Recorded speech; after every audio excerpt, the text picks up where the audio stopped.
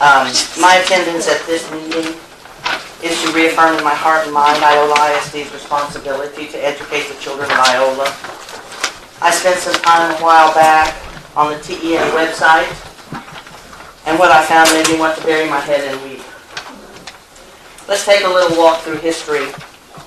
Please look at the first page of the packet that I gave you.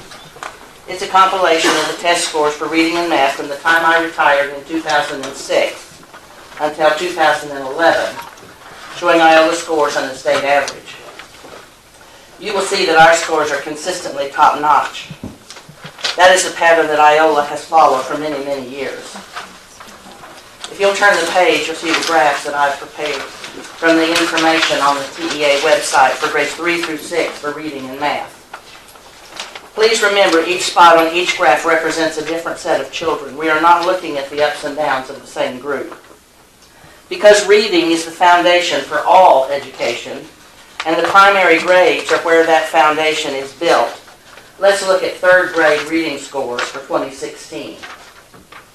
The primary grades are of utmost importance, because if you don't have a firm foundation, by that time, it affects your learning for the rest of your life. This group of children scored an 85 to the state's 73. The state scores are on the chart below the graph. Please turn the page. That same group is now in fourth grade in 2017. Their scores are still good. Turn the page. They are now in fifth grade during 2018 with good scores. The group that was in third grade 3 years ago in 2016 consistently scored well. How did that happen? It happened just like it had for decades before. The curriculum for the primary grades, Kinder 1, 2, and 3, did its job. By third grade, the children were provided with the skills necessary to pass the test. The children could read at grade level or above.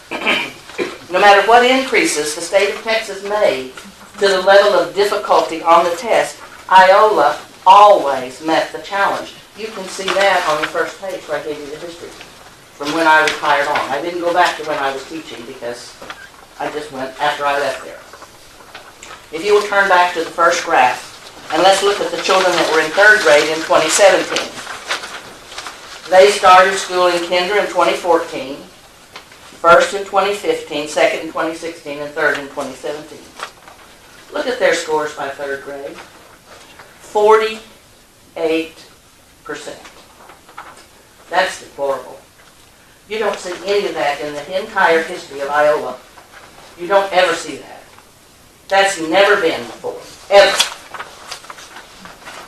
In fourth grade in 2018, they scored 68%. They made a commendable improvement, but still they're below the state average and considerably below Iola standards. Please turn back to the first chart. Look at the kids that were in third grade last year in 2018. They started Kinder in 2015, first in 2016, second in 2017.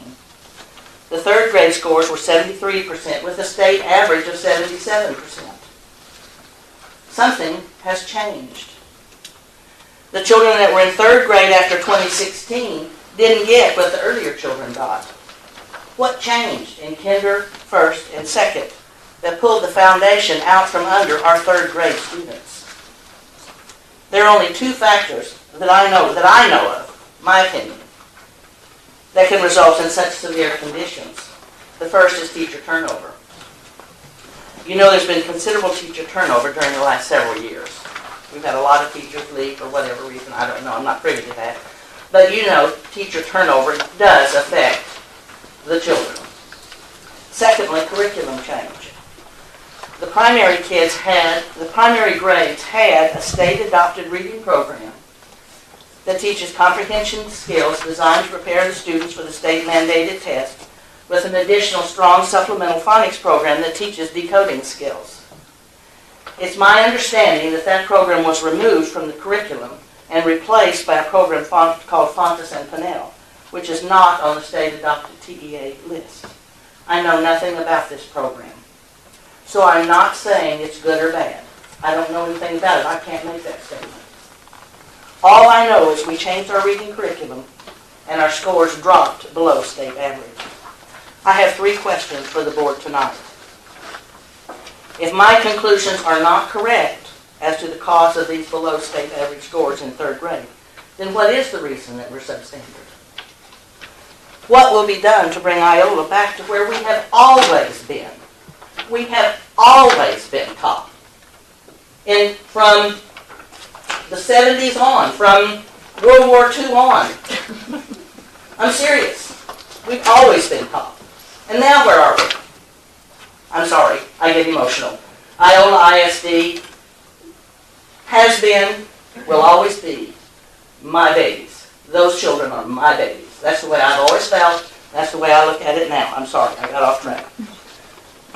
How can you guarantee, question 3, how can you guarantee Iola ISD will maintain its high standards? We need to get back up where we belong, folks. Please take the graphs and tables home and look them over more closely. And remember, those dots on these graphs are not just numbers.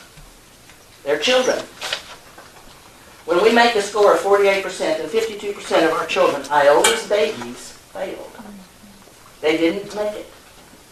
Did they fail us by doing poorly on a test? Or did we fail them by not giving them the foundation that they needed? And I think you know the answer to that question. Thank you for listening. Thank you, Mr. Rowley. And I know you asked this question, but we can't respond to you. I understand. Okay. Those questions are for you all to think about. Rhetorical. Gotcha. No, they're not I rhetorical. didn't want you to be. I just didn't expect an answer tonight. They're just I didn't want you questions to that be- I'm sure you all are asking yourselves anyway. What are we going to do? Yes, ma'am, will.